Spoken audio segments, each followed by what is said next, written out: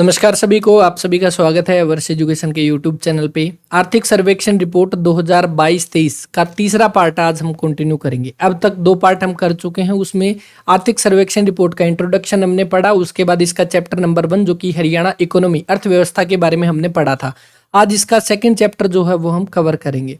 देखिए, अगर आपने पीछे की क्लास नहीं देखी तो जाकर जरूर देखें, उसकी प्लेलिस्ट बनाई हुई है जिसका लिंक कमेंट बॉक्स में डिस्क्रिप्शन में भी दिया गया है, वरना आप प्लेलिस्ट में जाकर इसको देख सकते हो। ठीक है, आर्थिक सर्वेक्षण रिपोर्ट के पार्ट को कंटिन्यू करते हैं और इसका जो है आज अपना जो रहेगा वो रहेगा चैप्टर नंबर 2 और वो दिया गया है लोक वित्त, बैंकिंग और ऋण, वित्तीय समावेश और आबकारी व कराधान से संबंधित है। तो चैप्टर नंबर 2 को हम डायरेक्टली यहाँ पे ओपन कर लेते हैं। देखिए, स्टार्ट करते हैं। यहाँ पर कुछ महत्वपूर्ण पॉइंट होंगे जो कि एग्जाम के पॉइंट ऑफ व्यू से उनको आपको नोट कर लेना है अपनी नोटबुक के अंदर, क्योंकि आर्थिक सर्वेक्षण रिपोर्ट का हम निचोड़ निकालें कि कहाँ से आपके एग्जाम में क्वेश्चन बन सकते हैं। बाकी देखो, पेपर में कहीं से कुछ भी आ सकता है, लेकिन हम यहाँ पर इंपॉर्टेंट पॉइंट जो है वो कवर करेंगे। देखिए, इसमें हम पढ़ेंगे चैप्टर नंबर 2 जो कि है लोक वित्त, बैंकिंग और ऋण, वित्तीय समावेश, आबकारी व कराधान। अगर हम इसको इंग्लिश में देखेंगे, क्योंकि देखो जो इंग्लिश और हिंदी की जो पीडीएफ है ये आपको टेलीग्राम चैनल पे मिल जाएगी और अवर्स एजुकेशन की एप्लीकेशन पे भी मिल जाएगी, वहां पर जाकर आप इसको देख सकते हैं। आज की क्लास में हम कुछ पॉइंट ऐसे होंगे जिनको थोड़ा सा अगर हिंदी में डिफिकल्ट हुआ तो हम उसको इंग्लिश में भी देख लेंगे, और आपको जैसे भी पढ़ना होगा हिंदी या इंग्लिश उस तरह से आप इस पीडीएफ को टेलीग्राम से ले सकते हैं। अवर्स एजुकेशन के नाम से टेलीग्राम चैनल है। ठीक, चलिए, तो ये चैप्टर नंबर 2 जो है इसमें आपका हो जाएगा पब्लिक फाइनेंस, हो जाएगा banking and credit, financial inclusion and excise and taxation से संबंधित ये आपका चैप्टर जो है वो रहेगा। आज की क्लास में थोड़ा सा ये देखना, थोड़ा सा आपको डिफिकल्ट लग सकता है, लेकिन कोशिश करेंगे उसको उतना ही इजी बनाने का और यहाँ से कुछ नए क्वेश्चन भी हम करने की कोशिश करेंगे। सबसे पहला जो पॉइंट यहाँ पर आता है वो है कि हरियाणा राज्य राजकोषीय सुधार करने में, अपना राजकोषीय प्रबंधन करने के हिसाब से देश भर में प्रथम स्थान पर है। यानी कि राजकोषीय सुधार करने में और राजकोषीय प्रबंधन में देश भर में प्रथम स्थान पर है। पहला पॉइंट तो आपका पहली लाइन से ही बनेगा। इसके बाद आगे जो यहाँ पर दिया गया है कि लोकवित्त का संबंध सरकार द्वारा उन लोगों के कर संग्रहण से करना है जो सार्वजनिक माल के उपयोग का लाभ करते हैं और उन संग्रह से किए गए कर का सार्वजनिक माल के निर्माण व वितरण की दिशा में उपयोग करते हैं। अगर हम इसको यहाँ पर इंग्लिश में भी देखेंगे तो यहाँ पर दिया गया है कि public finance related to the collection of taxes. यानी पब्लिक फाइनेंस क्या है, आपका कलेक्शन ऑफ टैक्सेज है by the government from those who benefit the provision of public goods. यानी कि जो पब्लिक गुड्स का बेनिफिट यहाँ पर उठाते हैं, and the use of those tax fund toward production and distribution of public goods. ठीक है, तो बस इसको थोड़ा सा देख लेना अगर यहाँ पे आपसे पूछ ले। इसके बाद दिया गया लोक वित्त, पब्लिक फाइनेंस के दायरे में आपके 3 घटक शामिल है, जिसमें आपके संसाधनों का कुशल वितरण, आय का वितरण और समष्टि अर्थव्यवस्था का स्थिरीकरण हो जाएगा। कौन कौन से हो जाएंगे? देखो, यहाँ पर दिया गया the preview of public finance is consider 3 fold, namely कौन कौन से? Efficient allocation of resources, distribution of income and macro economic stabilisation. तो ये 3 पॉइंट यहाँ पर आपके सामने दिए गए, जिसको आप कह दोगे संसाधनों का कुशल वितरण, आय का वितरण और समष्टि अर्थव्यवस्था का स्थिरीकरण। आगे देखो, आगे दिया गया कि राज्य के राजकोषीय मापदंड जैसे कि राजकोषीय घाटा और ऋण से सकल राज्य घरेलू उत्पाद यानी जीएसडीपी के अनुपात, जो कि केंद्रीय वित्त आयोग और भारतीय सरकार के निर्धारण सीमा के अंतर्गत आता है।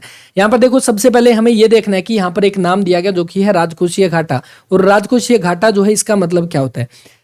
घाटे का मतलब लॉस। तो लॉस का मतलब आप इसको ये कह सकते हो कि सरकार के द्वारा आप ये कह सकते हो जब सरकार को जो आय होती है, जो इनकम होती है, वो आपकी किससे? मैक्सिमम टैक्सेज से होती है। तो टैक्सेज से जो आय होती है, अगर ये आय आपके टोटल व्यय जो होता है उससे ज्यादा होता है, नॉर्मली भी अगर हम बात करेंगे, जब हम घाटे की बात करते हैं तो वहां पर अपनी इनकम, कोई भी बिजनेस करते हैं तो इनकम अपनी अगर कम हो, अपना जो आय अपनी कम हो और जो एक्सपेंडिचर हम लगा रहे हैं वो ज्यादा होगा, मतलब घाटा होगा। उसी तरह से आप कह सकते हो कि अगर सरकार की आय जो है वो आपकी खर्च से कम होगी तो वहां पर आप उसको कह सकते हो राजकोषीय घाटा।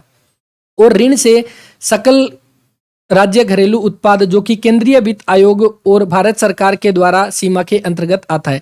यहाँ पर देखिए, यहाँ पर बताया गया कि जो केंद्रीय वित्त आयोग, अच्छा केंद्रीय वित्त आयोग के बारे में हम आगे पढ़ेंगे, जो कि आपका फाइनेंस कमीशन के बारे में मेंस एग्जाम के सिलेबस में दिया गया है। ठीक है, चलो जी, आगे यहाँ पर दिया गया वर्ष 2021-22 के संशोधित अनुमानों के अनुसार राज्य में राजकोषीय घाटे को सकल राज्य घरेलू उत्पाद के 2.99% रखने में सक्षम रहा है। यहाँ पर बताया गया कि 2021-22 के अकॉर्डिंग जो संशोधित अनुमान के अनुसार जो राजकोषीय घाटा है उसको जीएसडीपी के 2.99% तक रखने में हरियाणा सक्षम रहा है। कितना? 2.99%। ठीक, तो कुछ पॉइंट है, ये डाटा है, ये तो आपको ऐसे का ऐसे याद रखना पड़ेगा।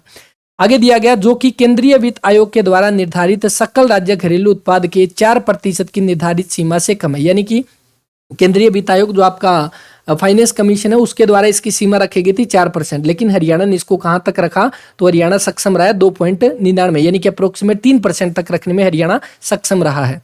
इसके बाद आगे जो दिया गया यहाँ पे कि वर्ष 2022-23 के बजट के अनुमानों के अनुसार राजकोषीय घाटा सकल राज्य घरेलू उत्पाद के 2.98% पर अनुमानित किया गया।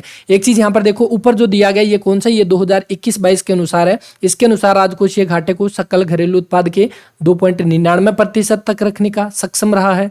और आगे दिया गया ये 2022-23 का है, और 2022-23 में कितने का अनुमानित है? 2.98, यानी कि उससे 0.01% कम हो जाएगा। 2.99 और 2.98 मतलब 2.98। ठीक, इसके बाद आगे जो यहां पर दिया गया है, वर्ष 2022-23 पर बजट अनुमान के अनुसार हरियाणा सरकार के व्यय जो है वो कितना दिया गया? 1,16,198 करोड़ रुपए के विरुद्ध राजस्व प्राप्तियां कितनी थी? 1,06,424। अब यहां पर आप देख सकते हो व्यय कितना है? 1,16,000 करोड़ रुपए अप्रोक्सीमेट। यहाँ पर 1,06,000 रुपए जो है वो राजस्व प्राप्तियां है। इसका मतलब इसको आप राजकोषीय घाटे के नाम दे सकते हो। अच्छा, एक पेपर में एक क्वेश्चन आया था कि हाँ देखो, ये राजकोषीय घाटा है, इसको पूरा करने के लिए सरकार क्या करती है? सरकार लोन लेती है ना। तो पेपर में ये आया था कि ये जो राजकोषीय घाटे में हम किसको काउंट नहीं करते? तो हम जो लोन जो लिया जाता है, ऋण जो लिया जाता है, उसको हम काउंट उसके अंदर नहीं करते। ओके, चलो आगे चलते हैं। आगे अपना जो यहाँ पर पॉइंट बनता है वो है स्वयं कर राजस्व। यहाँ पर क्या हो जाएगा? राज्य वस्तु एवं सेवा कर से कर राजस्व का योगदान कितना है? 32,825 करोड़। ये क्या है? आप कह दोगे राज्य वस्तु एवं सेवा कर, यानी कि गुड्स एंड सर्विस टैक्स, जिसको क्या नाम दे दोगे आप? जीएसटी नाम दे दोगे, है ना। जीएसटी जो कि कब शुरू हुआ? 1 जुलाई 2017 को जीएसटी को लागू किया गया था। आगे देखो तो कितना यहाँ पर दिया गया? राजस्व में योगदान कितना है? 32,825 करोड़ रुपए प्राप्त होने का यहाँ पर अनुमान जो है वो लगाया गया। इसके बाद आगे वर्ष 2022-23 में, ये 22-23 में आपका जीएसटी के बारे में दिया गया। ये आपका राज्य उत्पाद शुल्क यानी कि आपका एक्साइज से आपका राजस्व कितना? 12,030 करोड़ रुपए प्राप्त हुआ है। तो दोनों के दोनों आपको थोड़ा सा पॉइंट ध्यान रख लेना। जीएसटी के बारे में दिया गया वस्तु और सेवा कर में 32,825 करोड़, और जो उत्पाद शुल्क जो एक्साइज ड्यूटी के बारे में यहाँ पर दिया गया वो 12,030 करोड़ रुपए यहाँ पर अनुमान जो है वो रखा गया है। चलो, इसके बाद अगला जो पॉइंट है वो है हाँ, स्टाम्प व पंजीकरण से वर्ष 2022-23 में कितना? 9720 करोड़ रुपए का राजस्व प्राप्ति का अनुमान है। यानी स्टाम्प और पंजीकरण से संबंधित यहाँ पर कितना हो जाएगा? 9720 करोड़ रुपए। एक बार दोबारा से इसको रिवाइज कर लो थोड़ा सा।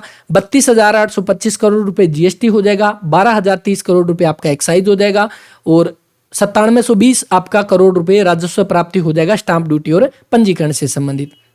इसके बाद आगे यहां पर दिया गया केंद्रीय करों में हिस्सेदारी। केंद्र से हस्तांतरण मुख्यतः केंद्रीय करों में राज्य की हिस्सेदारी, केंद्रीय प्रायोजित योजना, केंद्रीय वित्त आयोग के पुरस्कार के तहत अनुदान व अन्य अनुदान के रूप में होती है। इस पॉइंट को थोड़ा सा एक बार हम यहां पर देख लेते हैं इंग्लिश में 2.6।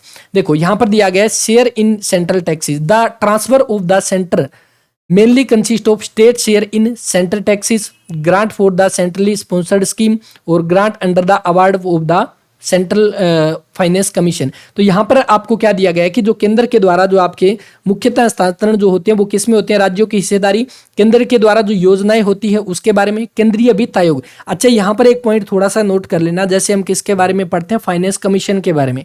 फाइनेंस कमीशन का मुख्यतः काम क्या होता है? जो सरकार जो है, सरकार के पास जितने भी पैसे आते हैं, जिसको आप कह दोगे जैसे हमने अभी पढ़ा था 1,06,000 के समथिंग जो आय हुई थी, इनकम हुई थी, खर्च कितना हुआ था? 1,16,000 के अप्रोक्सीमेट। तो जो आय होती है उसको, यानी सरकार के पास जितना पैसा आता है उसको कहीं ना कहीं कुछ पैसा राज्यों को डिस्ट्रीब्यूट करना पड़ता है। इसीलिए हम पढ़ते हैं वर्तमान में 15वां आपका फाइनेंस कमीशन चल रहा है। ठीक है, एक चीज कमेंट करके बता देना, 15वां फाइनेंस कमीशन है उसके अध्यक्ष वर्तमान में कौन है? ओके, और यहां पर क्या होगा, जैसे जो फाइनेंस कमीशन है वो क्या काम करता है? जितने भी आपके सेंटर सरकार के पास, केंद्रीय सरकार के पास जो पैसा आता है उसको राज्य सरकार की जो योजनाएं होती है उनके पास किस तरह से डिवाइड करना है, वो काम किसका होता है? वो काम होता है वित्त आयोग का। हालांकि वित्त आयोग क्या करता है? वित्त आयोग सिर्फ सजेस्ट करता है, वित्त आयोग सिर्फ बताएगा कि हाँ हमारे अकॉर्डिंग आपको इतना पैसा जो है आपको राज्यों को देना चाहिए। अब वो मानना या ना मानना वो केंद्र सरकार के पास होगा, क्योंकि सरकार इसके लिए बाध्य नहीं होती कि वो जो फाइनेंस कमीशन है उसकी सारी बातें यहाँ पर मान ले। ठीक, केंद्रीय वित्त आयोग जो है इसका आपका आर्टिकल कौन सा होता है? 280। 280 के अकॉर्डिंग हम फाइनेंस कमीशन को पढ़ते हैं, ठीक। अच्छा, आगे हम यहाँ पर देखेंगे कितना यहाँ पर दिया गया कि केंद्रीय करों में हिस्सेदारी में वर्ष 2022-23 में वर्ष 2021-22 की तुलना में 2.80% की वृद्धि अनुमानित है। अच्छा, 2.80% याद हो गया कैसे? यहाँ पर बताया गया केंद्रीय करों की हिस्सेदारी में 2022-23 में 2021-22 के अकॉर्डिंग, यानी 21-22 के अकॉर्डिंग 2022-23 में कितनी बढ़ोतरी हुई है? 2.80। और हमने अभी पढ़ा था फाइनेंस कमीशन का आर्टिकल कितना है? 280। तो इससे थोड़ा सा आप मैच करके इसको आप कर सकते हो, ठीक। चलो आगे आगे, इसके बाद जो अगला पॉइंट है,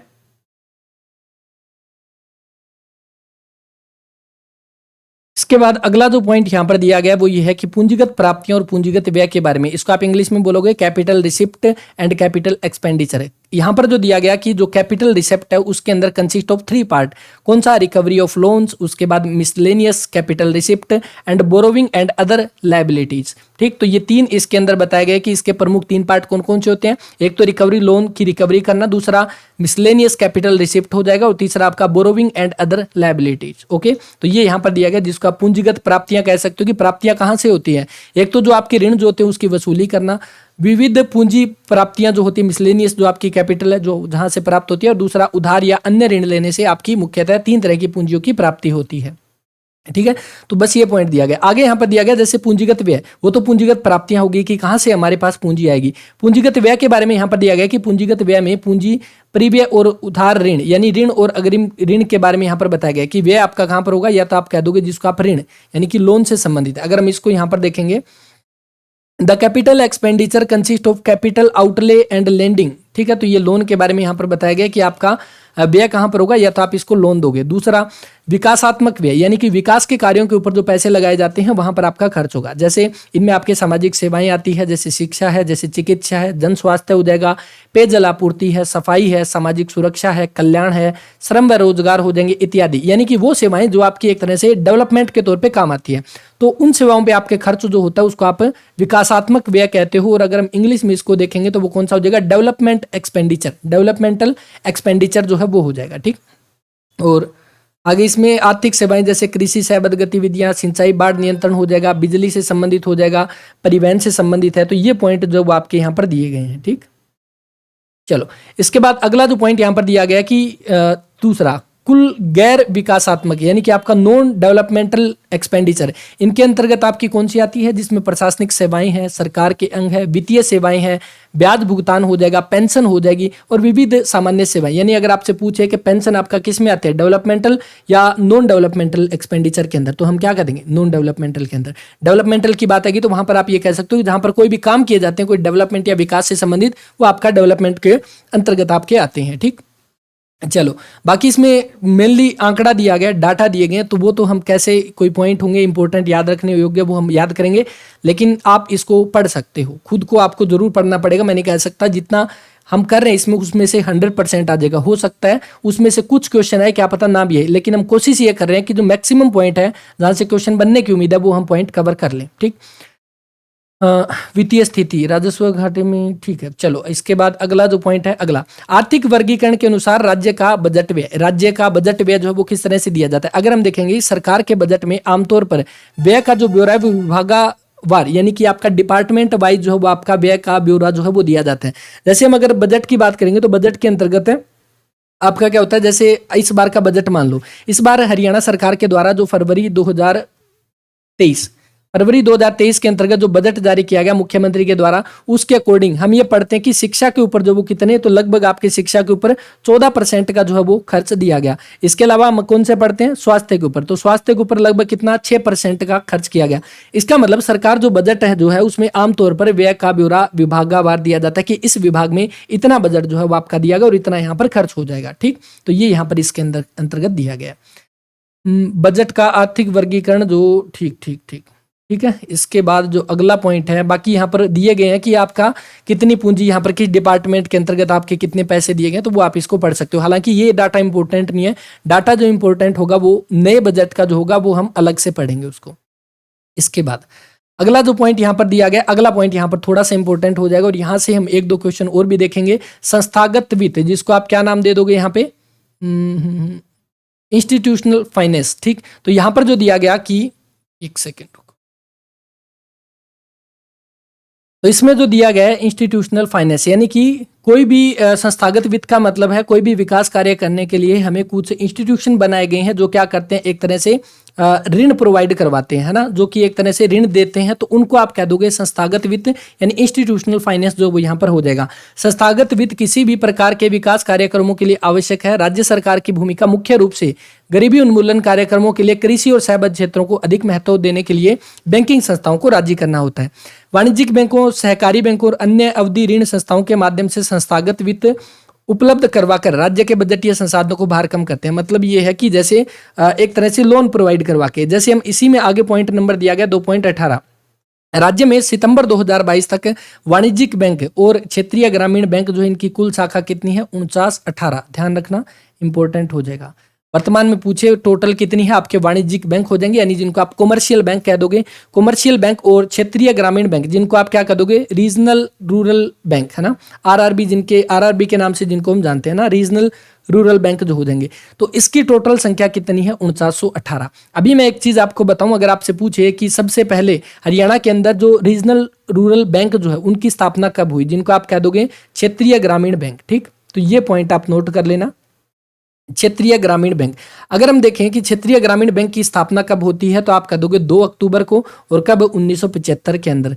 हरियाणा के अंदर क्षेत्रीय ग्रामीण बैंक, जिनको आप रीजनल रूरल बैंक के नाम से जानते हो, इनकी स्थापना होती है 2 अक्टूबर 1975 को। जब इनकी स्थापना हुई तभी इनकी 2 ब्रांच थी मुख्यतः, कौन कौन सी, एक तो आप कह दोगे गुड़गांव बैंक, ठीक है, गुड़गांव बैंक के नाम से, गुड़गांव ग्रामीण बैंक, ठीक, और दूसरा आपका कौन सा हो जाएगा, जिसको आप हरियाणा ग्रामीण बैंक के नाम से जानते हो, हरियाणा ग्रामीण बैंक। जब इसकी स्थापना हुई क्षेत्रीय ग्रामीण बैंक की 2 अक्टूबर 1975 को, एक का नाम था गुड़गांव ग्रामीण बैंक, दूसरे का था हरियाणा ग्रामीण बैंक। इन दोनों को मर्ज कर दिया गया हरियाणा सरकार के द्वारा, और मर्ज कब किया गया, आप कह दोगे 29 नवंबर 2013 को इन दोनों आपके ग्रामीण बैंक को मर्ज कर दिया गया, और मर्ज करके एक आपका जो है बैंक बना दिया गया, जिसे एक बैंक का नाम आपका क्या था, जिसको आप वर्तमान में कह दोगे सर्व हरियाणा ग्रामीण बैंक, सर्व हरियाणा ग्रामीण बैंक, ठीक है।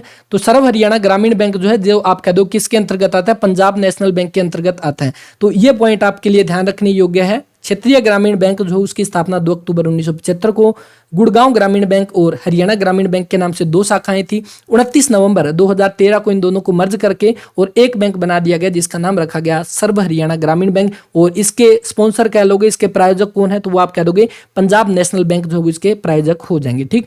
तो सितंबर 2022 तक के अकॉर्डिंग हरियाणा के अंदर वाणिज्यिक बैंक, कमर्शियल बैंक और आरआरबी बैंक जो है उनकी संख्या कुल कितनी है, 4918 हो जाएगी, ठीक। देखो 4 यहां पर दिया गया, 4 उसके बाद 9 18, 9 दूनी 18, कैसे भी करके याद रख सकते हो इसको। कुल संपत्ति दी गई, तो संपत्ति हमें इसके अंदर नहीं पढ़नी, बाकी पढ़नी है तो आप इसको आराम से पढ़ सकते हो, ठीक।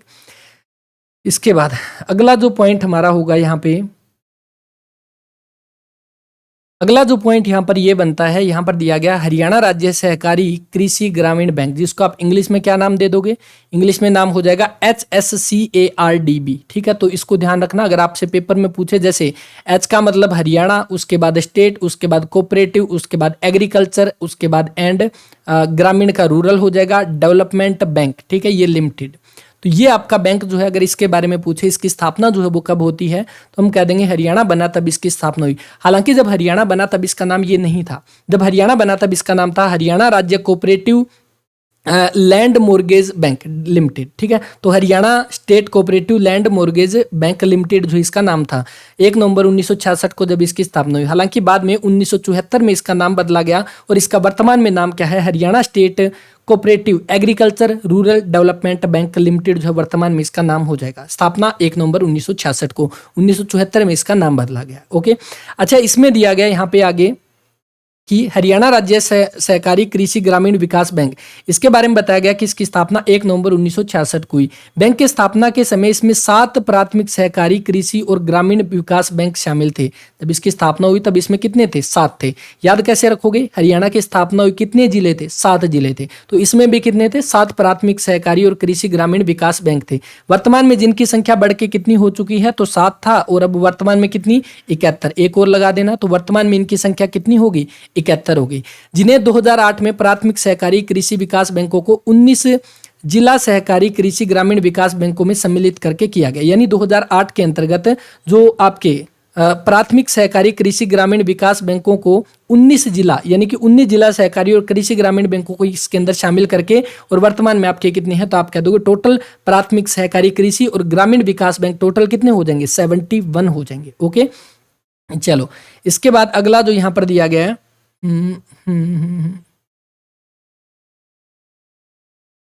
इसमें देखो बैंक ने जो आपका ये जो बैंक है हरियाणा राज्य सहकारी कृषि ग्रामीण विकास बैंक, इसके बारे में यहाँ पर बताया गया कि बैंक ने 1/3/2019 से सभी परम उधारकर्ताओं से वसूल किए जाने वाले ब्याज की वार्षिक दर कितनी कर देगी, 13% जो है वार्षिक कर देगी।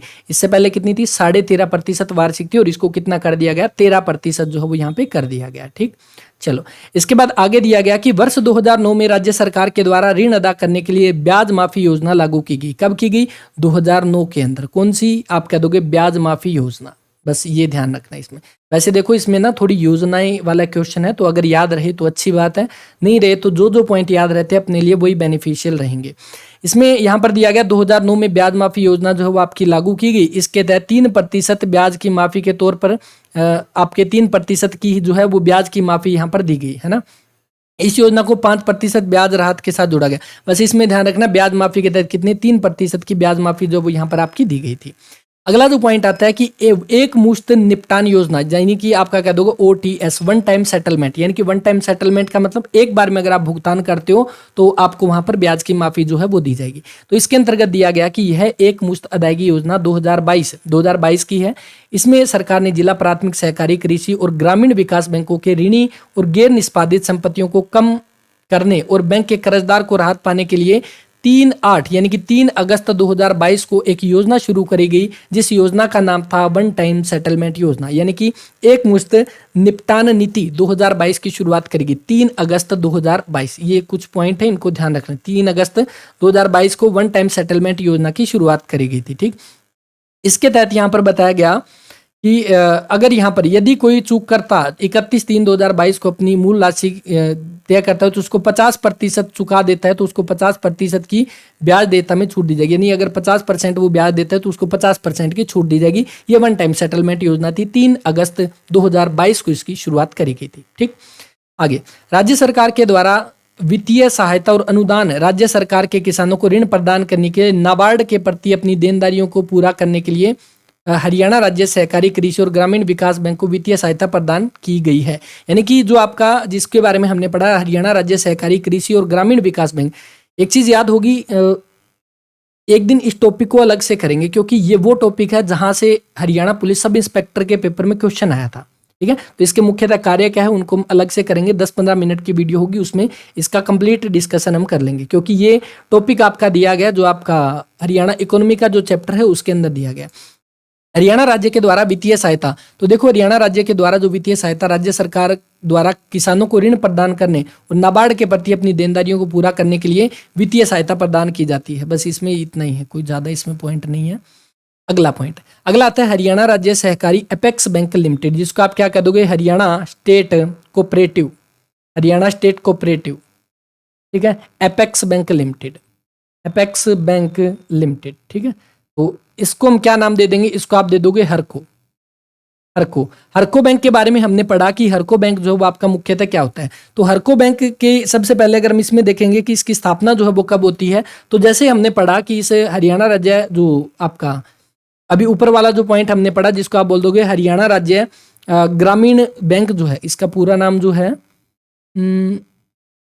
ठीक है इसको देख लेना, इसका जो आपका पूरा नाम हो जाएगा हरियाणा राज्य सहकारी कृषि और ग्रामीण विकास बैंक। जब इसकी स्थापना हुई 1 नवंबर 1966 को, तभी हरको की जो आपकी स्थापना होती है। हम इसको नाम दे देंगे कब, 1 नवंबर 1966 को जो है वो हरको की स्थापना होती है। कब, 1 नवंबर 1966 को।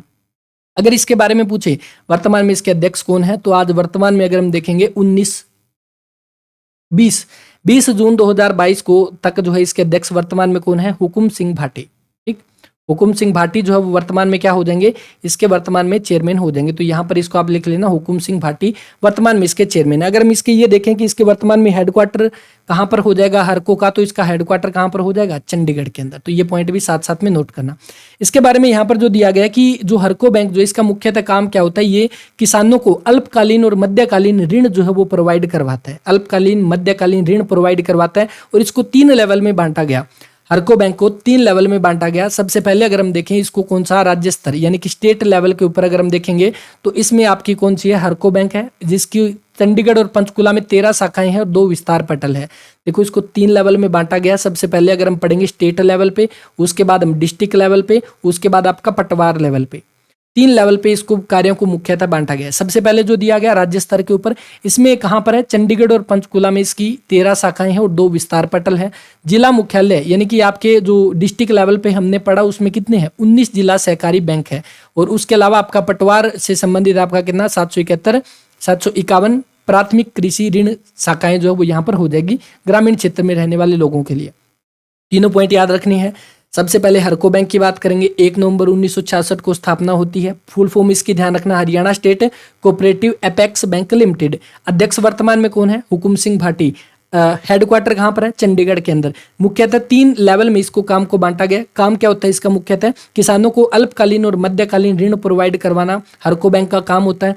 और 3 लेवल पे हमने इसको बांटा। स्टेट लेवल पे इसकी कुल कितने 13 शाखाएं हैं चंडीगढ़ और पंचकुला में, 2 इसके विस्तार पटल है। जिला लेवल पे पूछे तो 19 जिला सहकारी बैंक है और पटवार लेवल पे पूछे तो 751 प्राथमिक कृषि ऋण समितियां जो है वो यहाँ पर हो जाएगी। समितियां मतलब सोसाइटीज यहाँ पर जो है वो हो जाएगी कितनी, 751। ठीक, तो ये पॉइंट हो जाएगा आपका किससे संबंधित, हरको बैंक से संबंधित।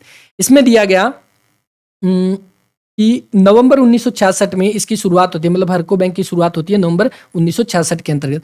क्रेडिट कार्ड योजना यहाँ पर दिया गया। क्रेडिट कार्ड योजना के साथ हरको बैंक में एक मजबूत वित्तीय स्थान के रूप में क्रेडिट कार्ड योग्यता का विकसित हुआ। जनवरी 2023 तक बैंक की कार्यशील पूंजी कितनी है, 11,162 करोड़ रुपए जो है इसकी संपत्ति हो जाएगी। बस इतना पॉइंट है।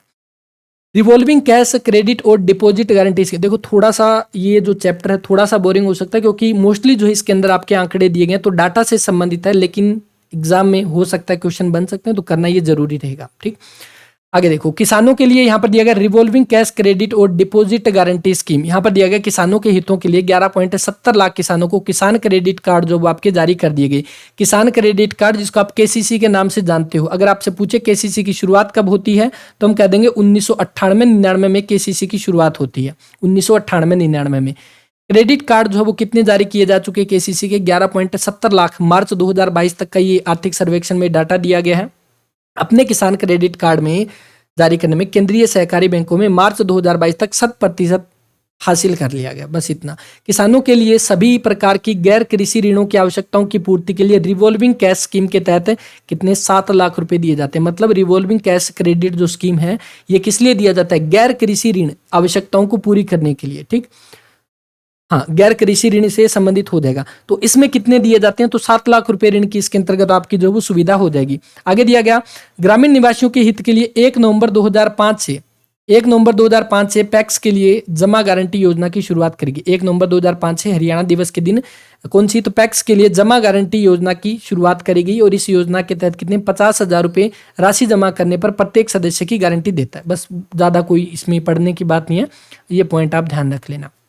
भारत सरकार की ब्याज राहत योजना यहाँ पर दिया गया। भारत सरकार के द्वारा ब्याज राहत योजना के अंतर्गत क्या है कि 3% वार्षिक ब्याज की दर में जो है राहत दी गई। अभी हमने केसीसी के बारे में पढ़ा। केसीसी जो 1998-99 में जिसकी शुरुआत होती है, केसीसी के अंतर्गत जो है वो ब्याज की सीमा कितनी है भाई, है 4+3 है। तो अगर टाइम से, अगर जो एक टाइम पीरियड होता है 1 साल के अंतर्गत, अगर आप जो जितना भी आपने केसीसी के तहत जितना भी आपने लोन लिया है, अगर आप उसको भर के दोबारा उसको रिन्यू करवा लेते हो तो आपके कितने लगते हैं, आपके 3% जो वो सरकार उसको पे करती है। मतलब आपके 3% जो ब्याज है वो आपका वापिस आपके अकाउंट में आता है। और आपका कितना लगता है, टोटल 4%। वहीं पर अगर आप टाइम से इन पैसों को, इन लोन को अगर आप नहीं भरते, मतलब भरने के बाद दोबारा निकल जाते हैं, तो उसमें आपका कितना 4% लगता है। अगर आप टाइम से नहीं भरोगे तो आपके कितने 7% का ब्याज लगता है। तो वहीं पर यह बताया गया कि ब्याज राहत योजना के तहत 3% वार्षिक ब्याज की दर से ब्याज में राहत प्रदान की गई। ठीक, और 1/4/2009 से फसली ऋण के प्रभावी में 4% है। बस ये यहाँ पर दिया गया। आगे सेम वही ब्याज राहत योजना 2014 के तहत कितना 1/9/2014 को 4% की दर से वो 3% जो है वो इसके अंतर्गत सरकार जो है वो दे रही है ना। तो मैक्सिमम इसी के तहत हो जाएगा। आगे किसान क्रेडिट कार्ड धारकों के लिए व्यक्तिगत केसीसी वालों के लिए यहाँ पर दिया गया व्यक्तिगत दुर्घटना बीमा योजना जो है वो यहाँ पर दी गई है। व्यक्तिगत दुर्घटना बीमा योजना 2009 से लागू करेगी। ये कुछ डेट है जिनको आपको ध्यान रखना है। व्यक्तिगत दुर्घटना बीमा योजना कब से 2009 से इसकी शुरुआत जो है वो करी गई है। इसके बाद इसमें यहाँ पर दिया गया कि इस स्कीम के तहत कार्ड धारकों जिनके पास केसीसी कार्ड है, केसीसी हो जाएगा, उनको मात्र 3.65 रुपए के अंशदान पर 50,000 रुपए तक का बीमा किया जा रहा है। कितना 3.65 रुपए 3.65 रुपए देने हैं मात्र, और कितना 50,000 रुपए तक का बीमा करवाया जा रहा है। और इन 3.65 में भी 1 पॉइंट किसान को कितने देने हैं 1.20, और बाकी कितने 2.45 रुपए कौन केंद्रीय सरकारी बैंकों के द्वारा वहन किया जाएगा, और कुल मिला के 50,000 रुपए तक का बीमा जो है वो इसमें कवर किया जाता है। ओके, आगे आ जाओ। सामाजिक सुरक्षा पेंशन और भत्ते योजना यहाँ पर दिया गया सामाजिक न्याय अधिकारिता विभाग हरियाणा द्वारा राज्य में जिला केंद्रीय सहकारी बैंकों को पेंशन भत्ते वितरित करने का कार्य सौंपा गया है। अगर आपसे ये पूछे कि पेंशन और भत्ते वितरित करने का कार्य किसको सौंपा गया, तो आप कह दोगे सामाजिक न्याय अधिकारिता विभाग हरियाणा के द्वारा राज्य में जिला केंद्रीय सहकारी बैंकों को। तो इनको दिया गया, हालांकि किस डिपार्टमेंट के अंतर्गत आता है पेंशन देना भत्ते देना, तो वो सरकारी न्याय अधिकारिता विभाग के अंतर्गत जो है ये आता है। ओके, चलो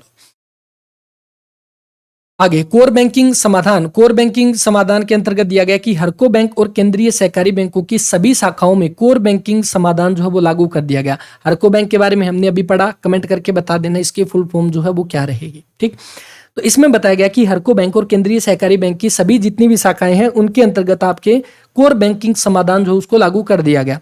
कोर बैंकिंग समाधान के अंतर्गत बैंक शाखाएं अपने ग्राहकों को आरटीजीएस ठीक, और एनटीएफटी नेफ्ट, तो इनके और एसएमएस अलर्ट और डीबीटी डायरेक्ट बेनिफिट ट्रांसफर की सेवाएं जो यहाँ पर प्रदान करी जा रही है। बस ये ध्यान रखना, हरको और सरकारी बैंक की शाखाओं के अंतर्गत कोर बैंकिंग समाधान को यहाँ पर लागू कर दिया गया। और इसके अंतर्गत क्या क्या आता है, ग्राहकों को आरटीजीएस की सुविधा देना, मतलब एक तरह से पेमेंट ट्रांसफर करने का मेथड होता है, और नेफ्ट की सुविधा, एसएमएस अलर्ट और डायरेक्ट बेनिफिट ट्रांसफर की सुविधाएं जो यहाँ पर प्रदान करी जा रही है। हरको बैंक तथा जिला केंद्रीय सहकारी बैंकों के द्वारा रुपए डेबिट कार्ड, किसान क्रेडिट कार्ड भी दिए जा रहे हैं। ठीक, हरको बैंक और केंद्रीय सहकारी बैंकों में एटीएम मशीनें भी स्थापित की गई है। इसके बाद आगे, राज्य के सभी 19 जिला केंद्रीय सहकारी बैंकों में पैक्स स्थान पर पीओएस जो है वो यहाँ पर मशीनें लगाई गई है। हमने अभी पढ़ा था हरको बैंक के बारे में, और हरको बैंक को 3 लेवल में बांटा था, स्टेट लेवल, डिस्ट्रिक्ट लेवल और पटवार लेवल। स्टेट लेवल के अकॉर्डिंग हमने पढ़ा था 13 प्लस में 2 आपके जो है 13 बैंक प्लस में 2 कार्यरत, और जो आपके स्टेट लेवल जो आपके डिस्ट्रिक्ट लेवल पे कितने हो जाएंगे 19 जिला केंद्रीय सहकारी बैंक है। तो हर 19 केंद्रीय जिला सहकारी बैंकों के अंतर्गत पीओएस जो है वो मशीनें यहाँ पर लगाई गई है। ठीक, हरको बैंक और केंद्रीय सहकारी बैंकों के द्वारा प्रधानमंत्री जीवन ज्योति बीमा योजना, प्रधानमंत्री सुरक्षा बीमा योजना और अटल पेंशन योजना अपने ग्राहकों के द्वारा प्रदान किया जा रहा है। अब ये तीनों स्कीमें जो है ना वो इंपॉर्टेंट हो जाएगी, क्योंकि यहाँ पे आपसे इनकी एज पूछ सकता है कि एज कितनी होगी। जैसे अभी मेंस के सिलेबस में इंश्योरेंस का भी टॉपिक है, तो वहां से भी यहाँ से भी क्वेश्चन बनने की उम्मीद रहेगी। देखो, इसके बाद हम अगला पॉइंट यहाँ पर देख लेते हैं। जैसे स्कीमें दी गई है, ये एक बार में जो है जितने भी पैसे देने से संबंधित हो जाएगी। देखो, कृषि अवसंरचना कोष यहाँ पर दिया गया आपका AIF, ये आपका कोष के बारे में दिया गया, और ये कोष आपका जो है यहाँ पर बताया गया कहाँ पर शुरू किया गया इसको। भारत सरकार ने किसानों और ग्रामीण आबादी के उत्थान के लिए 1 लाख करोड़ रुपए की कृषि अवसंरचना कोष की योजना बनाई है। यह योजना 2020-21 से 22-23 तक प्रभावी रहेगी। मतलब आप कह दोगे 20-21, 21-22 और 22-23 3 साल के लिए लागू रहेगी। तो ध्यान रखना है, अगर आपसे पूछे कृषि अवसंरचना कोष कब तक, 3 साल तक लागू रहेगी। 2020-21 से लेकर 21-22 और 22-23 तक इसको लागू रखा जाएगा। ठीक, यही योजना ऋण जारी करने की समय अवधि कितनी है, 6 वर्ष इसके अंतर्गत दिया गया। बस ये ध्यान रखना। आगे दिया गया हरको बैंक के मुख्यतः कार्य क्या है। हरको बैंक की अग्रिम और मुख्य ऋण योजनाएं किस प्रकार है। हरको बैंक किस किस को ऋण देता है। अल्पकालीन मध्यकालीन ऋण प्रोवाइड करवाना हरको बैंक का काम होगा। अगर हम देखें, सबसे पहले ग्रामीण दस्तकारों के लिए ऋण प्रोवाइड करवाना। अगर हम इसको देखेंगे इंग्लिश में भी साथ साथ में इसको थोड़ा सा देख लेते हैं। अगर यहाँ पर दिया गया रूरल आर्टिशियन, ठीक है, loan for the rural artisan यानी ग्रामीण दस्तकारों जो है उनके लिए ऋण देना, उपभोक्ता ऋण देना, मध्यावधि ऋण योजना, फुटकर दुकानदारों के लिए ऋण देना। आगे दिया गया व्यक्तिगत ऋण देना, कार ऋण, मतलब होम लोन हो जाएगा, योजना संबंधित हो जाएगा, उद्यम ऋण योजना हो जाएगी, छोटी सड़क पानी पहुंचाने के लिए सहायता देना, ये भी इसके अंतर्गत आ जाएगा, कृषि आधारित योजनाओं और सहायता प्रदान करने की योजना भी इसमें आ जाएगी, मार्जिन मनी के लिए सुलभ ऋण सहायता स्कीम भी इसमें आ जाएगी, अन्य प्रकार की समितियों के लिए ऋण और e rickshaw हरको bank green ride भी इसी से संबंधित हो जाएगी। तो ये मुख्यतः योजना है। अगर आपको याद होगा हरियाणा पुलिस सब इंस्पेक्टर में क्वेश्चन आया था जिसको हमने अभी पढ़ा था, Haryana state cooperative agriculture rural development bank, है ना। तो ये जो बैंक हमने पढ़ा था, इस बैंक की बारे में पूछा था, इसका निम्न में से कौन सा कार्य नहीं है। तो आपको बस ये ध्यान रखना है, इन सभी को एक बार आपको पढ़ना है कि कौन सा दिया गया, ग्रामीण आपके जो आर्टिशियन उनको ऋण प्रोवाइड करवाना, कंज्यूमर आपका लोन हो जाएगा, मध्यावधि ऋण योजना, फुटकर दुकानदारों के लिए ऋण, व्यक्तिगत पर्सनल लोन दिया जाता है, कार लोन दिया जाता है, होम लोन दिया जाता है, उद्यम ऋण योजना, छोटी सड़क और पानी पहुंचाने के लिए सहायता देना, कृषि आधारित योजनाओं को सहायता प्रदान करने की योजना, मार्जिन मनी के लिए सुलभ ऋण स्कीम और अन्य प्रकार की समितियों के लिए ऋण और e rickshaw हरको bank green ride जो आपका इसके अंतर्गत हो जाएगा। अगला महत्वपूर्ण पॉइंट यहाँ पर दिया गया खजाना। आपको याद होगा ट्रेजरी सब ट्रेजरी से क्वेश्चन पूछा गया था सीटी के अंदर, तो ये पॉइंट इसको तो आप नोट कर लेना। अगर आपसे पूछे जिला स्तरीय खजाने यानी कि ट्रेजरी कितनी है, तो राज्य में कितना हो जाएगी, 24 जिला। हालांकि जिले अपने 22 है, तो बस ध्यान रखना 24 वर्तमान में जिला स्तरीय खजाने हैं और आपके 81 जो वो क्या हो जाएंगे, सब ट्रेजरी हो जाएंगे। एचएसएससी ने एक पेपर में पूछा था 24 जो ट्रेजरी कितनी है, और दूसरे में पूछा था सब ट्रेजरी कितनी है। ठीक, तो आपको ध्यान रखना 24 जो वो आपके राज्य आपकी ट्रेजरी हो जाएगी यानी राज्य स्तरीय खजाने, और 81 जो वो आपके उप खजाने यहाँ पर हो जाएंगे। ओके, तो दोनों पॉइंट इंपॉर्टेंट है। विभाग का लेखा परीक्षण कहाँ पर है, तो ट्रेजरी विभाग का लेखा परीक्षण कहाँ पर हो जाएगा, पंचकुला के अंदर हो जाएगा इसमें। ओके, आगे दिया गया ऑनलाइन बजट आवंटन नियंत्रण और विश्लेषण प्रणाली, ये 1/4/2010 को इसकी जो है वो शुरुआत करी जाती है। इसके बाद अगला पॉइंट ई ग्रास योजना। अगर यहाँ पर दिया गया ई ग्रास योजना आपकी क्या हो जाएगी, जिसको आप कह दोगे राजकीय प्राप्ति प्रणाली। अच्छा, ई ग्रास की फुल फॉर्म यहाँ पर देख लो। ई ग्रास यहाँ पर दिया गया कि the government receipt accounting system. ठीक है, मतलब ई का मतलब इलेक्ट्रॉनिकली हो जाएगा, और ग्रास का मतलब government receipt accounting system. Full form ध्यान रखना, पेपर में पूछी जा सकती है।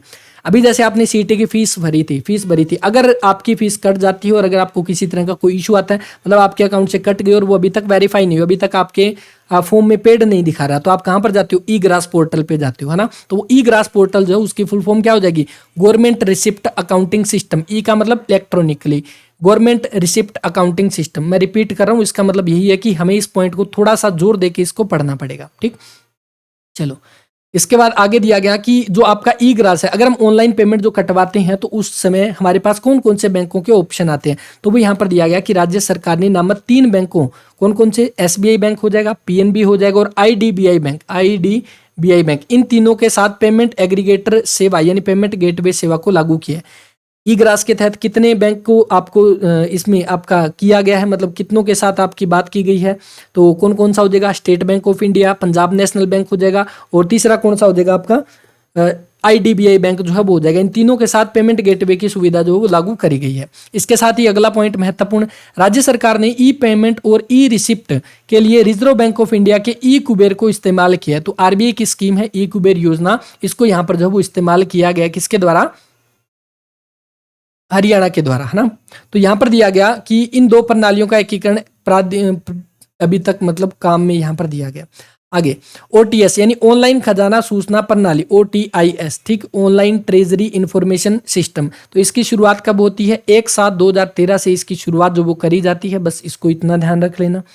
इसके बाद अगला ई पेंशन प्रणाली। ई पेंशन प्रणाली क्या है, आप सभी जानते हैं, पहले क्या होता था, पेंशन जो है वो पर्सनली दिया जाता था, मतलब गांव में किसी एक पर्सन के पास, पटवारी के पास जो है पेंशन आ जाती थी सारी, बाद में सभी को बुला के अंगूठे लगा के साइन लगा के वहां पे पेंशन दी जाती थी। उसमें यह भी होता था कि कई बार कोई व्यक्ति अगर किसी की डेथ भी हो जाती थी तो उसका जो पटवारी या जो भी उसको पैसे गाँव में डिस्ट्रीब्यूट करता था उस चीज़ का जिक्र नहीं करता था, और वो कम से कम काफ़ी सारी पेंशन जो वो खुद ही रख लेता था। तो इसीलिए ई प्रणाली सिस्टम को लागू किया गया 1/10/12, ठीक, 1/10/12। तो ये आपकी प्रणाली शुरू की गई। ओके, तो यहाँ पर दिया गया कि इसका मतलब ई पेंशन प्रणाली को यहाँ पर लागू किया गया और यह सफलतापूर्वक कार्य कर रही है। सभी पेंशन धारकों जिनके पीओपी 1/10/2022 के बाद प्राप्त हुए उनके संबंधित बैंक खातों में हर महीने की पहली तारीख को पेंशन वितरण सेल के द्वारा ई पेंशन प्रणाली के योग्य से नेफ्ट और आरटीजीएस के माध्यम से पेंशन प्राप्त कर रहे हैं। बस ये आपकी ई पेंशन हो जाएगी, जिसको आप कब कहोगे 01/10/12, यानी 01 फिर 1012 से आपकी ई पेंशन प्रणाली जो उसकी शुरुआत करी गई। ठीक, चलो अगला पॉइंट, ई स्टाम्पिंग योजना जो है यहाँ पर ई स्टैंपिंग प्रणाली को कब 1/3/17 से इसको लागू किया गया और इस प्रणाली के माध्यम से कोई भी नागरिक 100 रुपए से अधिक कीमत का गैर न्यायिक स्टाम्प जो है वो तैयार करवा सकता है। पेपर में आएगा कितने रुपए तक का, 100 रुपए तक का। 1/3/17 को जो है ये स्कीम आपकी लागू करी गई थी। मानव संसाधन प्रबंधन प्रणाली, तो आपका क्या हो जाएगा, इसकी यह प्रणाली जून 2016 में इसकी शुरुआत करी गई थी। हम कोशिश ये कर रहे हैं कि मैक्सिमम इसको छोटा कर सके, कंप्रेस कर सके इस पूरे आर्थिक सर्वेक्षण रिपोर्ट को, ताकि हम इसको अच्छे से पढ़ भी सकें और बाद में इसका रिवीजन भी यहाँ पे हम कर सकें। ठीक, आगे आबकारी और कराधान, यानी कि आबकारी और कराधान आपका क्या हो जाएगा, इसको एक्साइज, हाँ एक्साइज एंड टैक्सेशन। ठीक, तो एक्साइज एंड टैक्सेशन के बारे में दिया गया कि विभाग प्रमुख राजस्व सृजन विभाग है। वस्तु और सेवा कर के अधिनियम 1 जुलाई 2017 को, यानी कि हमने पढ़ा था जीएसटी के बारे में, और जीएसटी जो है वो आपकी लागू कब हुई, 1/7/1/7, यानी कि 1 जुलाई 2017 को आपकी स्कीम शुरू करेगी, जिसको मतलब जीएसटी को लागू किया गया। 101वां संविधान संशोधन के तहत जीएसटी को लागू किया गया। इसमें यहाँ पर दिया गया वस्तु और सेवा कर लागू करने में हरियाणा देश भर में अग्रणी है। हरियाणा का योगदान लगभग 6% है। उसके बाद 2021-22 के दौरान राज्य का कुल जीएसटी संग्रहण कितना है, 35,389 करोड़ रुपए जो है वो यहाँ पर दिया गया। ओके, और आगे यहाँ पर दिया गया कि कुल कितना 17.42% वार्षिक चक्रवृद्धि ब्याज की दर से हासिल है।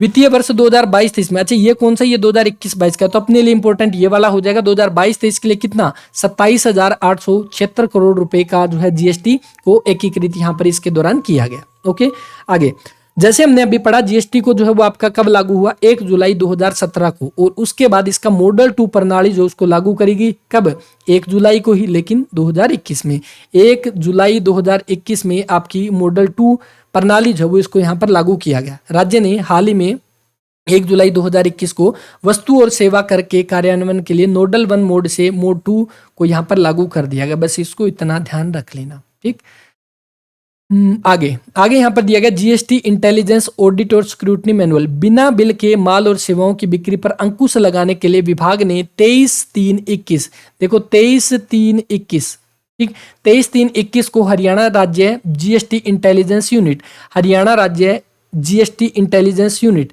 की स्थापना करेगी। कब, 23/3/2021 को। जैसे हमने देखा कई बार कि जो जीएसटी जो होता है उससे बचने के लिए लोग क्या करते हैं, बिना जो बिल जो है उसको यहाँ पर ट्रांसफर करते हैं। ठीक है, मतलब कोई भी प्रोडक्ट सामान लेते हैं उस पर बिल नहीं कटवाते। तो यहाँ पर बताया गया बिना बिल के माल और सेवाओं पर बिक्री पर अंकुश लगाने के लिए विभाग ने 23/3/2021 को हरियाणा राज्य जीएसटी इंटेलिजेंस यूनिट की स्थापना करी थी। बस आगे इसमें ये दिया गया कि इसमें कुल कितने यहाँ पर आज तक पकड़े गए थे। हरियाणा जीएसटी कोष की स्थापना कब हुई, 8/2/22, ठीक है, 8/2/22, ठीक है, 2/22 देख लेना, इतने में भी क्या पता काम चल जाए, 222 है ना, 2/22, ठीक। ये जीएसटी कोष आपका जो है यहाँ पर लागू किया गया। यह एकमात्र पोर्टल है जो अधिनियम के विभिन्न वर्गों नियमों के प्रपत्रों की मैपिंग प्रदान करता है। ठीक, आगे दिया गया यहाँ पर TIOL, हरियाणा को TIOL नॉलेज फाउंडेशन के द्वारा सुधारवादी राज्य श्रेणी के तहत वर्ष 2022 में स्वर्ण श्रेणी पुरस्कार और वर्ष 2021 में रजत श्रेणी पुरस्कार से सम्मानित किया गया। 2022 में देखो, 2021 में कौन सा दिया गया, रजत यानी सिल्वर, और 2022 में कौन सा, तो इंप्रूवमेंट होगा, मतलब इस बार कौन सा, गोल्ड दिया जाएगा।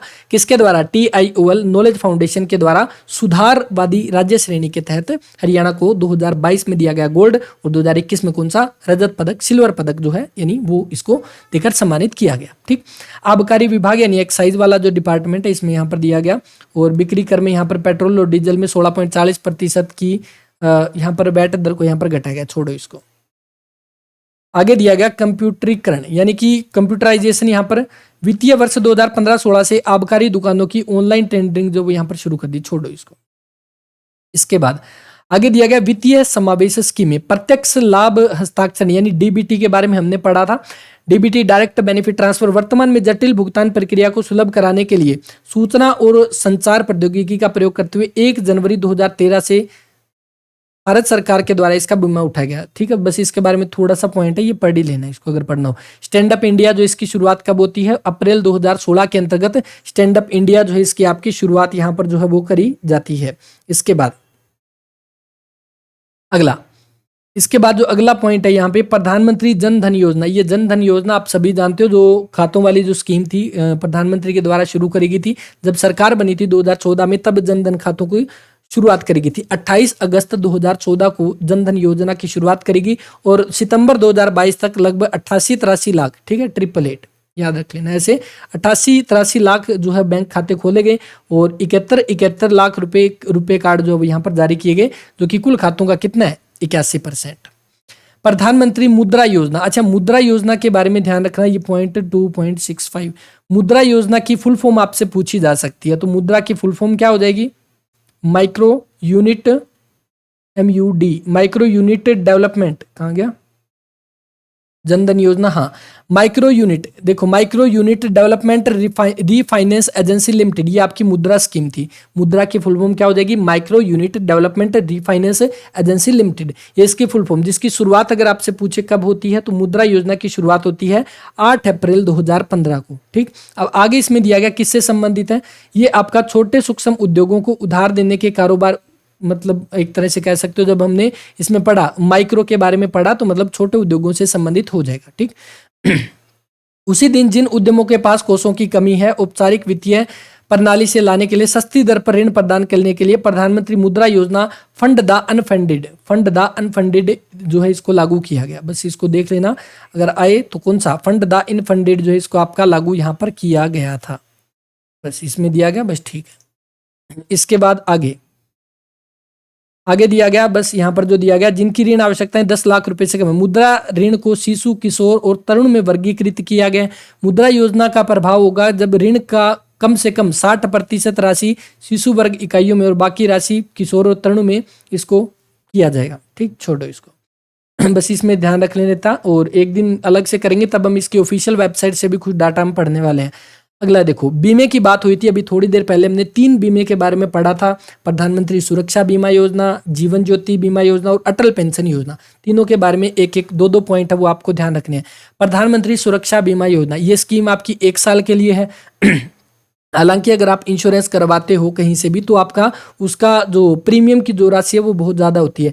ये आपका सरकारी स्कीम है जिसके तहत आपकी प्रीमियम की राशि नाम मात्र की है और 2 लाख रुपए तक का बेनिफिट आपको इसके तहत दिया जाता है। कितना होगा? सबसे पहले प्रधानमंत्री सुरक्षा बीमा योजना, ये किससे संबंधित है? देखो प्रधानमंत्री सुरक्षा किससे? दुर्घटना बीमा योजना, दुर्घटना, मृत्यु और दुर्घटना की वजह से विकलांगता होने पर 2 लाख रुपए की पेशकश यहाँ पर की जाती है। शुरुआत कब हुई थी? 9 मई 2015 को इस योजना की शुरुआत करी गई थी। आगे इसमें पहले कितने 12 रुपए की प्रीमियम राशि थी, अभी कितनी हो चुकी है 20 रुपए की। मतलब पहले 12 रुपए की राशि थी, अब 20 रुपए की हो चुकी है। और इसके तहत कितने 5 लाख रुपए तक की राशि दी जाती है। मतलब एक्सीडेंट है, डेथ है, तो उसके तहत आपका विकलांग हो जाएगा कोई, तो उसके तहत कितने 5 लाख रुपए की राशि दी जाती है। ठीक, और इसमें एज भी ध्यान रखना कितनी है, 18 से 70 वर्ष हो जाएगी। उसी तरह से जीवन ज्योति बीमा, ये जीवन ज्योति है, अगर विकलांग होने पर जीवन ज्योति में पैसे नहीं मिलते। इसमें आपका दिया गया 1 जून 2015। अच्छा, ऊपर वाली कब हुई थी? 9 मई 2015, है ना। 9 मई 2015 को दुर्घटना वाली होगी जिसको आप सुरक्षा बीमा योजना कह दोगे। और जीवन ज्योति बीमा कब हुई थी? 1 जून 2015 को। मतलब जीवन ज्योति, जीवन की ज्योति बुझ जाने के बाद आपको जो पैसे मिलेंगे वो आपकी जीवन ज्योति बीमा योजना के तहत आता है 1 जून 2015 को। और इसमें आपकी एज कितनी है? 18 से 50, है ना। 18 से 50 वर्ष आयु है। इसकी प्रीमियम की राशि 330 थी, जो वर्तमान में कितनी होगी? 436 रुपए। ठीक, अगर मैं यहां पर कहूं सबसे पहले देखो प्रधानमंत्री सुरक्षा बीमा योजना, ठीक है। आगे प्रधानमंत्री जीवन ज्योति बीमा योजना, फुल फॉर्म तो आपसे पूछा जा सकता है। 9 मई 2015, ओके। ये आपकी कब हो जाएगी? 1 जून 2015। इसमें एज कितनी है? एज आप कह दोगे 18 से 70। इसमें एज कितनी है? 18 से 50 हो जाएगी। प्रीमियम की राशि कितनी थी? 12 से बढ़ा के 20 कर देगी। और इसकी 330 से बढ़ा के कितनी वर्तमान में 416 कर देगी। और अगला क्या है? इसमें भी 5 लाख रुपए और इसमें भी कितने 5 लाख रुपए दिए जाते हैं। ओके, तो कितनी हो जाएगी? प्रीमियम की राशि कितनी कर देगी, 436, सॉरी, ठीक है। तो यहाँ पर कितनी कर देगी प्रीमियम की राशि, 436 रुपये। ये जो अभी हाल ही में जो महंगाई दर जो बढ़ी है उसको तहत जो इसको कर दिया गया। अगला पॉइंट, अटल पेंशन योजना APY, ये योजना आपकी 1 जून 2015 को शुरुआत करेगी जीवन ज्योति बीमा के साथ ही। एज कितनी है, 18 से 40 वर्ष हो जाएगी इसके अंदर एज, ठीक। तो ये आपकी कितनी, 18 से 40 किस में, अटल पेंशन योजना में, ठीक। 1 जून 2015 और 18 से 40। और इसमें आपका क्या है, इसमें एक तरह का पेंशन योजना है। आप जितना पैसा डालोगे उतना आपको यहाँ पर एक तरह से मासिक पेंशन आपको यहाँ पे मिलती रहेगी। जैसे यहाँ पे कुछ डाटा दिया गया, अटल पेंशन योजना के तहत 1,000 रुपये से 5,000 रुपये की मासिक पेंशन की गारंटी यहाँ पर दी जाती है। आपको क्या करना पड़ेगा, अगर आप 18 वर्ष के हो तो आपको तभी से आप अगर आप इसमें इन्वेस्ट करना शुरू कर दोगे तो 1,000 रुपये से 5,000 रुपये के बीच में आपको मासिक पेंशन मिलती रहेगी, ठीक है। तो जितना लेट आप शुरू करोगे उतनी इसकी प्रीमियम की राशि बढ़ती जाएगी, है ना। बस ये चीज इसके अंतर्गत आपकी दी गई है। आगे दिया गया स्वर्ण जयंती हरियाणा वित्तीय प्रबंधन संस्थान। इसका काम क्या है, हरियाणा राज्य स्तर पर आउटकम फ्रेमवर्क को अपनाने के पहले कुछ राज्यों में से एक है, ठीक। तो आगे कुछ स्कीमों के बारे में यहाँ पर दिया गया, जैसे हरियाणा सरकार के द्वारा एक स्कीम शुरू करी गई थी, वो स्कीम थी मुख्यमंत्री परिवार समृद्धि योजना, है ना। इस योजना के तहत आपकी कितनी 6,000 रुपये जो मासिक तौर पे दिए जाते हैं। और 5 योजनाएं, जिनमें प्रधानमंत्री जीवन ज्योति बीमा योजना, प्रधानमंत्री सुरक्षा बीमा योजना, प्रधानमंत्री किसान मानधन योजना, इसके तहत भी आपकी कितनी 6,000 रुपये दिए जाते हैं। प्रधानमंत्री श्रम योगी मानधन योजना, प्रधानमंत्री लघु व्यापार मानधन योजना, ये 5 स्कीमों का यहाँ पर जो है इसके तहत आपका लाभ जो है वो दिया जाता है। बस अभी ओवर होने वाला है, थोड़ा सा पॉइंट रहता है। आगे आकांक्षी जिलों का परिवर्तन, ये इंपॉर्टेंट पॉइंट हो जाएगा। आकांक्षी जिलों का परिवर्तन कार्यक्रम, अच्छा ये जो शुरू किया गया था, ये जनवरी 2018 में शुरू किया गया था।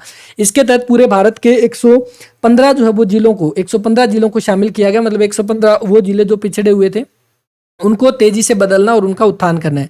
इन 115 के अंतर्गत हरियाणा का एकमात्र जिला जो है वो कौन सा था, नूंह यानी मेवात जो है इनके अंतर्गत था, है ना। क्योंकि आप जानते हो मेवात जो उसमें वैसे भी साक्षरता दर सबसे कम है, लिंगानुपात सबसे ज्यादा है, तो उसी लिए जो आपका पिछड़ा जो आपका जिला है वो 115 में मेवात को भी शामिल किया गया था। इस कार्यक्रम में स्वास्थ्य और पोषण, कृषि, जल संसाधन, शिक्षा, वित्तीय समावेश, कौशल विकास और बुनियादी ढांचे, इन 6 प्राथमिक क्षेत्रों पर जोर दिया गया था। कौन कौन से, स्वास्थ्य पोषण हो जाएगा, कृषि जल संसाधन, शिक्षा, वित्तीय समावेशन, कौशल विकास और बुनियादी ढांचे से संबंधित हो जाएगा। 2018 में जारी की गई बेस लाइन रैंकिंग के अनुसार भारत के महत्वाकांक्षी जिलों में हरियाणा नूंह सबसे निचले स्थान पर था। देखो 2018 में जो 115 में नूंह जिला जो वो सबसे लास्ट में था। उसके बाद 2018 की बात है, जनवरी 2019 के अंदर समग्र रैंक में 3रा रैंक हासिल किया और वित्तीय समावेश में, कौशल विकास में 1ला रैंक हासिल किया। 2018 में लास्ट रैंक था और 2019 के अंतर्गत समग्र रैंक में 3रा और वित्तीय समावेशन में 1ला रैंक यहाँ पर हासिल कर लिया था। दिसंबर 2021 में नूंह ने समग्र में 4था रैंक हासिल किया और बेसिक इंफ्रास्ट्रक्चर में 1ला रैंक जो यहाँ पर हासिल कर लिया। इंपॉर्टेंट यहाँ से होगा, दिसंबर 2022 में जिला नूंह मेवात ने लाइफ टाइम उच्चतम प्रथम ओवरऑल रैंक यहाँ पर प्राप्त की है और स्वास्थ्य और पोषण में भी प्रथम स्थान यहाँ पर हासिल किया है। मतलब आप देख सकते हो कितना डेवलपमेंट हुआ है। 2018 में सबसे लास्ट रैंक थी ठीक है, 2018 में लास्ट रैंक थी और उसके बाद 2022 में नूंह ने लाइफ टाइम उच्चतम प्रथम ओवरऑल रैंक यहाँ पर प्राप्त की और स्वास्थ्य और पोषण विभाग में भी प्रथम स्थान जो वो यहाँ पर आपका प्राप्त किया है।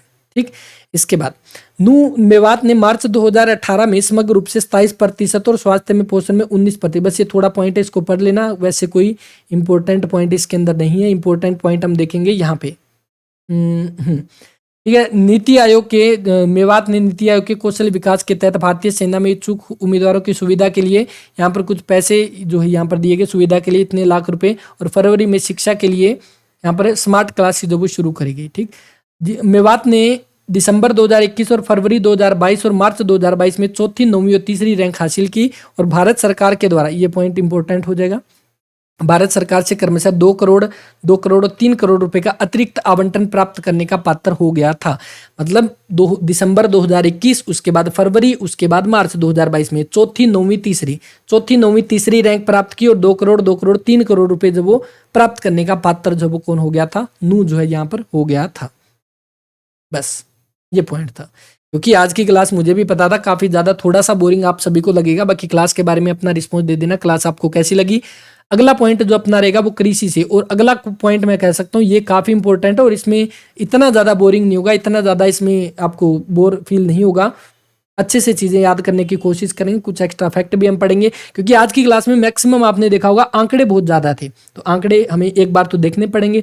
हो सकता है जब चारों ऑप्शन अपने सामने आए तो उन चारों ऑप्शन को हम देखते ही हम ये लगा दें कि हाँ ये क्वेश्चन तो मेरा पढ़ा हुआ है ना। तो इस तरह से आपको ये सारी चीज़ें पढ़नी है। कोशिश करी थी मैंने इसको थोड़ा सा संक्षिप्त करने की, छोटा करने की, और क्लास के बारे में आप कमेंट करके बता देना, आपने प्यारे प्यारे कमेंट और अच्छे अच्छे कमेंट बॉक्स के अंदर छोड़ देना, ठीक है। क्लास को लाइक और शेयर कर देना।